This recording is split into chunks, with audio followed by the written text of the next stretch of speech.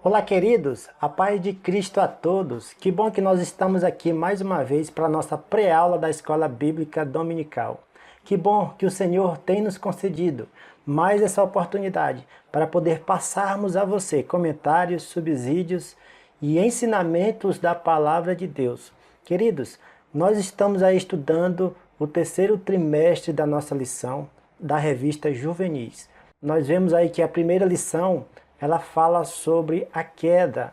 A segunda lição que nós estudamos fala sobre a consequência da queda. Se você perdeu alguma dessas duas videoaulas, quero pedir para você voltar nos nossos vídeos, né? Ou então clicar no iCard aqui em cima, que eu estarei disponibilizando esta aula. Por que você deve assistir? Porque você assistindo, você compreenderá com mais ampliação as lições que são estudadas aqui. Quero dizer para você que chegou aqui agora, que meu nome é Márcio e nós fazemos esse trabalho com prazer, porque nós cremos que é projeto de Deus, né? Esse trabalho ele não tem nenhum fim lucrativo, esse trabalho é de maneira independente para ensinar e para poder, né, esclarecer e passar comentários para as pessoas, alunos e professores que estão aí se dedicando na obra do Senhor nas escolas bíblicas dominicais. Como eu falei, a nossa primeira lição foi a lição número 1, tem como tema a queda. A segunda lição que nós vimos aqui tem como tema as consequências da queda. E essa terceira lição que nós veremos hoje tem como tema a natureza e a queda. Qual é a relação da natureza com a queda? Que relação a natureza tem com a desobediência dos nossos primeiros pais, do primeiro casal, né, que desobedeceu à voz de Deus lá no Jardim do Éden? A natureza que nós temos hoje, ela age de maneira normal? Ela sofreu alguma coisa, né, alguma desarmonia por causa do pecado que entrou no mundo lá no início? Então nós veremos aqui que a nossa lição ela vai abranger, né, este assunto, tá? Continuando aqui, o tema principal da lição diz o seguinte: de tudo vacilará a terra, como o ébrio, e será movida e removida como a choça de noite. E a transgressão se agrava sobre ela, e cairá e nunca se levantará. O profeta Isaías, ele faz uma profecia para a Terra, para o planeta Terra. Essa profecia, né, que ele fala que todas as coisas iriam se intensificar no futuro, né? Os tremores, as guerras, os terremotos, os maremotos, os tsunamis, né? Os desastres naturais, né? O profeta Isaías, ele já identificou e profetizou já neste tempo, porque ele já sabia que as consequências da queda iriam trazer sérios problemas na natureza, sérios problemas do ambiente natural deste planeta. A leitura bíblica em classe está escrita em Romanos capítulo 8, versículo 19 e 23. Essa leitura bíblica, meus queridos, é bom os professores ler nas suas escolas bíblicas de maneira completa. Ela fala sobre a escravidão da natureza, ela fala sobre a servidão que a natureza agora está exposta, porque ela foi sujeita a estar assim como ela está hoje. Não é por vontade própria, não. Foi por causa do pecado que entrou no mundo. Então, leiam esse texto com mais detalhes que vocês entenderão este assunto. O sintetizando da nossa lição é nada mais, nada menos que uma explanação, uma explicação antecipada daquilo que nós iremos abordar aqui. Ele fala o seguinte: Deus criou o mundo pacífico e harmonioso. O leão e o cordeiro pastavam juntos, a cobra brincavam com o coelho. Não havia cadeia alimentar entre os animais, nem muito menos praga, doenças ou parasitas, mas existia uma perfeita simbiose, cooperação, entre fauna, flora clima, relevo e os seres humanos, até que o homem pecou e a terra foi amaldiçoada. Um dia, porém, tudo ficará como era antes, e até lá a natureza geme, suspira, esperando esse tempo chegar, quando Deus restaurará todas as coisas. Em Gênesis 3,17, Deus fala para Adão que a terra seria amaldiçoada por causa do seu pecado. Deus dá um decreto à terra naquele momento.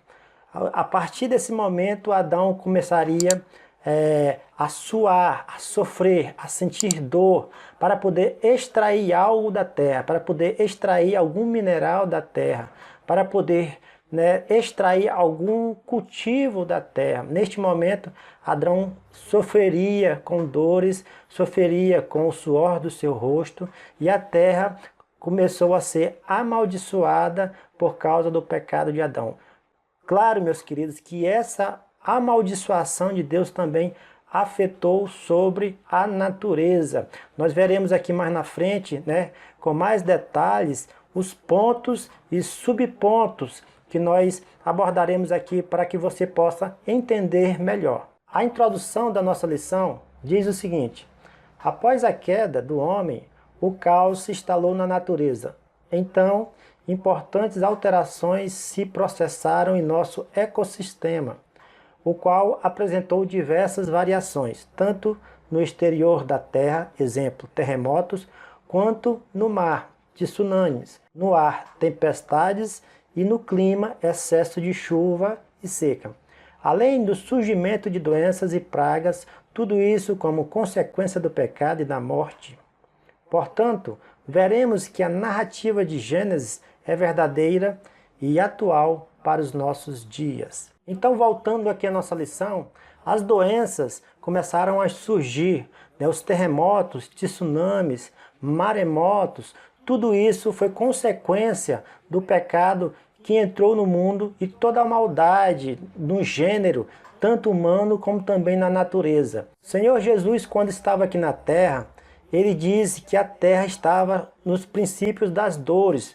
Quando isso estivesse se intensificando, é porque a terra já estava no princípio das dores, como uma mulher de parto que geme, prestes a dar a luz a uma criança. E quando isso estiver intensificando, a luz que virá, o filho que virá, a criança que virá, vai ser o próprio Deus, o próprio Filho de Deus, que é Jesus, para poder estar com aqueles que aguardam a sua volta. Mas isso, meus queridos, é outro caso, e nós focamos aqui na intensidade das tragédias naturais que foram afetados pela própria natureza. Vamos avançar. O primeiro ponto da nossa lição fala sobre a natureza e a queda. A queda gerou separação entre Deus e os homens, bem como entre os semelhantes criados à imagem de Deus, deixando-os sem referencial na vida e, portanto, egoístas, perdidos e vazios. Como decorrência, a natureza perdeu o equilíbrio, haja vista que a terra foi amaldiçoada. Por isso, agora a criação geme e suporta angústias, até que seja redimida do cativeiro da corrupção. Está escrito em Romanos 8, 21 e 22, que é o nosso texto, que é a nossa leitura bíblica em classe que eu falei. A terra está sujeita a todas essas angústias, a terra está sujeita a essas mudanças climáticas, a terra está sujeita a essas tragédias que acontecem naturalmente por ciclo que foi interrompido na natureza por motivo da queda. Era um ciclo mútuo, a natureza era uma natureza perfeita, e por causa da queda que houve, por causa do pecado, por causa da maldade, houve um desequilíbrio em toda a natureza. O primeiro subtópico dessa lição dá uma definição sobre a natureza. Conjunto de coisas criadas por Deus, compreendida na dimensão física no universo, que é composta por flora, fauna, minerais, corpos celestes, ser humano. Então, tudo isso formam a natureza.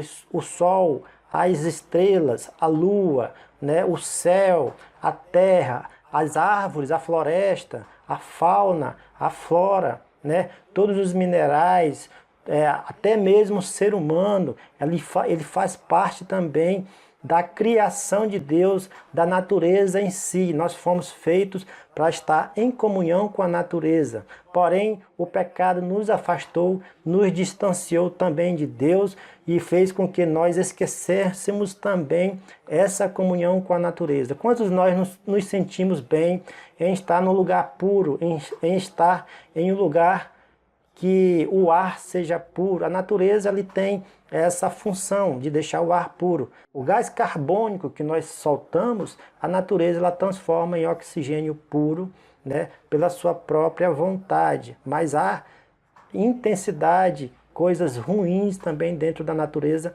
que nós entenderemos aqui. No segundo subtópico fala sobre o exagero ecológico e o panteísmo.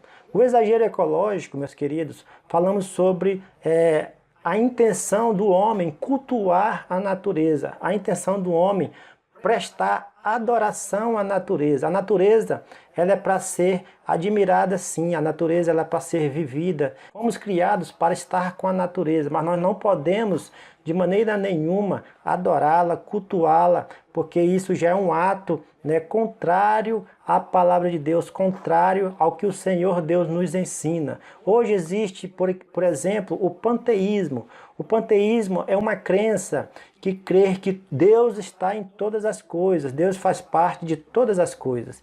Deus, ele está tanto no animal, a divindade de Deus está também na natureza, a divindade de Deus também está no ser humano, e enfim, todos os seres criados são deuses, todos os seres criados fazem parte da divindade de Deus. Essa é a forma do que o panteísmo crê.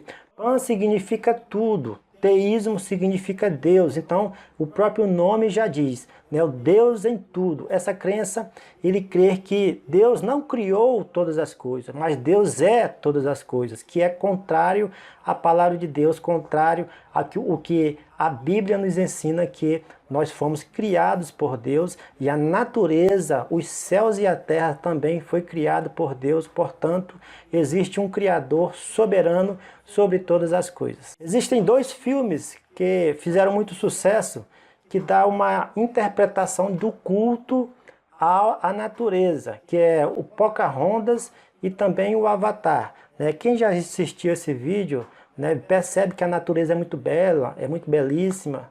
Eles prestam homenagem, honras, né, à natureza, eles fazem com que a natureza seja idolatrada, exaltada. Isso nós não podemos ir nessa direção, porque a natureza ela é para ser admirada sim, mas não para ser adorada, porque a palavra adoração é uma palavra única que devemos, né, prestar somente a Deus. O segundo ponto da nossa lição fala sobre mutação genética. Nós entenderemos aqui que houve, né, mutações genéticas tanto nos animais, na serpente, como também na mulher, que teve a iniciativa de desobedecer a Deus, e também na natureza. Houve também uma mutação genética na natureza. Nós definiremos isso aqui para que você possa entender de maneira melhor.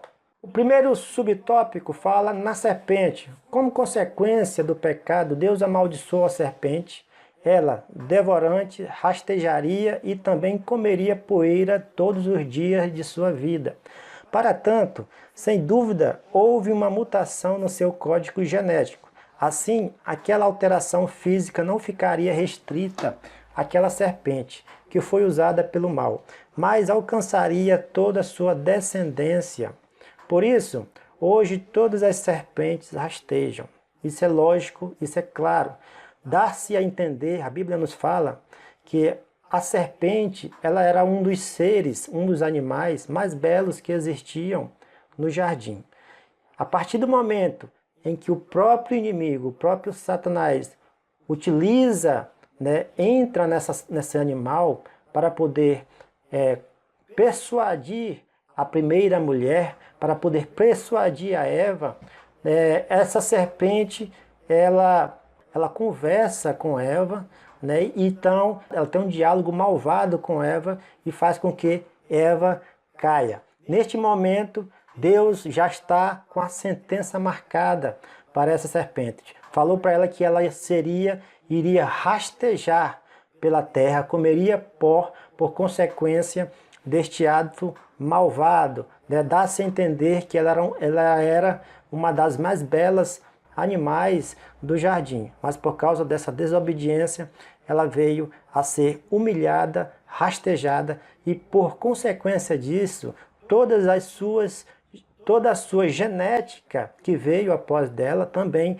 veio igual. Em Gênesis 3,16, outra mutação genética que houve também foi na mulher. A mulher, também a Bíblia deixa claro e dá-se a entender que a mulher não sentiria dor.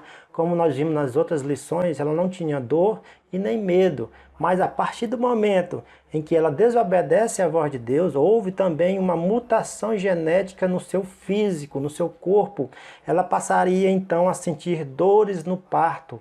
Ela passaria então a sentir dores no momento da multiplicação, no momento em que ela teria o seu filho amado. Isso, por consequência, também essa genética passou a todas as outras mulheres que vieram a partir dela, né? Então, nós vemos aí que houve a mutação genética tanto na serpente como também na mulher. A mulher também, ela passaria, né? O seu desejo passaria também a ser do seu marido, porque além dela comer do fruto proibido, ela também deu ao seu marido, pois isso também afetou grandemente a sua genética, a sua personalidade, né, o seu estado físico, e isso foi uma tragédia para todas as outras mulheres que vieram atrás dela. Em Gênesis 3,18 fala também que outra genética que houve mutação também foi nas plantas, né, nos animais e nas plantas. Os animais, eles passaram a ser, né, agressivos, né, começaram a devorar uns aos outros, eles começaram a competir entre uns e outros. Além disso, também, né, a palavra de Deus nos fala que as folhas, as plantas começaram a ter espinhos, a ter cardos, né, começaram a ter aí uma autodefesa contra supostos ataques, né? Eles começaram a ter aí uma defesa própria, porque a partir desse momento poderia acontecer de tudo. A maldade tinha entrado na terra e houve então essa mutação tanto na serpente como nos seres humanos e também na natureza e também nos próprios animais. O terceiro tópico fala sobre o cativeiro na natureza. O poder destruidor demonstra o ciclo de morte e natureza, nascimento, desenvolvimento, morte e decomposição.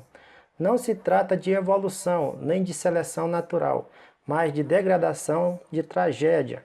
Entretanto, temos a promessa de Deus, de que a natureza será libertada para a gloriosa liberdade dos filhos de Deus. No período da seca, nós vemos aí as folhas caindo, né, as árvores, alguns caules apodrecendo.